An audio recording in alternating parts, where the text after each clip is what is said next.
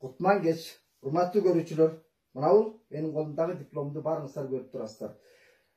Bunun ordunda kızıl bolobу, je 4-5 kavat diplom bolobу, anın bari realdуу turmuşta hiç kanday bağlılıkka emес ekenin 30 yıldan berki egemendik zamanında gördük. Sebebi para jolu menen diplomdu kança kavattap satıp alsang da bolot eken, ilimi darajalarda satıp alsa bolot eken Kırgızstanın şartında. Andықтан biz bunu hiç kanday bağlılık katары tuta turgan zaman emes.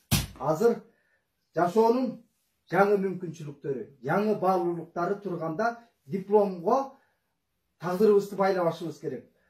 Диплом бүгүнкү күндө Ак үйдүн караңгы жетекчилеринин саясий куралына айланганын көрүп атабыз. Чыканактай кыз Орозайым Нарматованын ошол мандатын алып коюу үчүн диплом чоң шылтоо болуп калганы өтө кейиштүү. Sadır Japarov'tun geççildigin görсөттү. БШК'nın epçildigin көргөздү бул кадам. Себеби оппозициясы жок.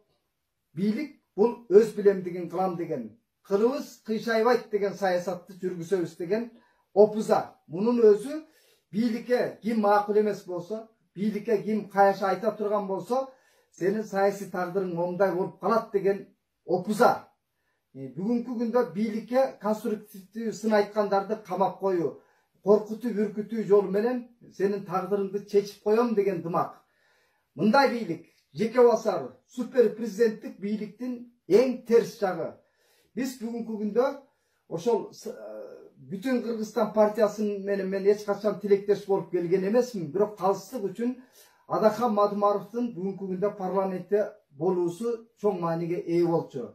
Себеби саясий тажрыйбасы бар, саясий кайраты бар, ошондой адамдарды мокотуу үчүн командасы менен тазалап, анын ордуна балык эл өкүлдөрүн алып келүү аракети деп түшүнөм муну. Бирок эки дос Кыргызстандын көчүн оң жолго салабыз десек, ошол бийликке сын айтып тургандар тегереңердеги кошоматчыларга караганда, дүжүрлөргө караганда ополтоодой чоң көмөгүн көрсөтмөк.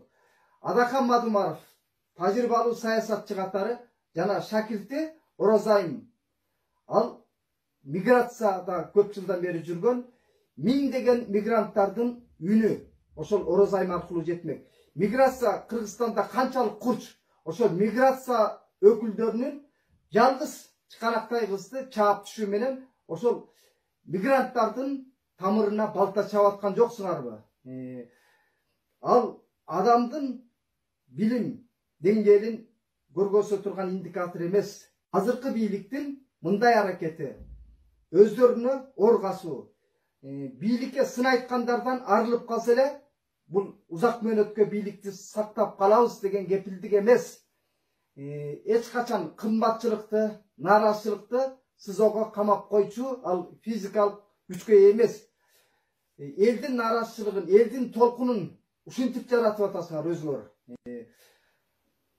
Абакка саясий оппоненттерди апарып камап койсо болот, бирок кымбатчылыкты СИЗОго камап кое албайсыңар, нааразычылыкты камап кое албайсыңар.